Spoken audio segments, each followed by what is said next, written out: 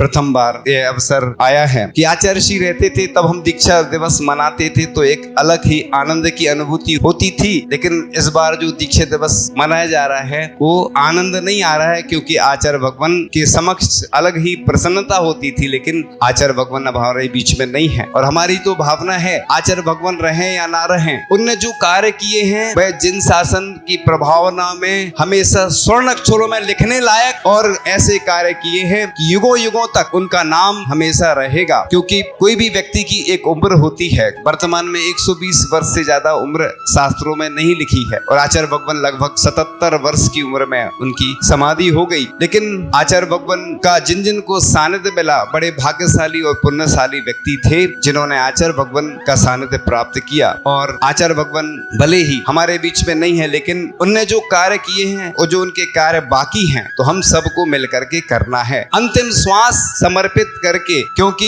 आचार्य भगवान जब तक रहते थे तो एक छत्र राज रहता था आचार्य भगवान का, और आचार्य भगवान के जाने के बाद जो कमी हुई है उस कमी की पूर्ति कोई नहीं कर सकता। क्योंकि आचार्य भगवान तो आचार्य भगवान थे, लेकिन उनके जो ज्येष्ठ शिष्य थे उन्होंने भी उनका पद ग्रहण किया है और आचार्य भगवान के ही कदमों पर चल के वह पूर्ति तो कर रहे हैं, लेकिन आचार्य भगवान नहीं है तो उनकी पूर्ति कोई नहीं कर सकता है। इसलिए भले ही आचार्य भगवान नहीं है, लेकिन उन्होंने जो सपने संजोए थे वो सब हमको पूर्ण करना है।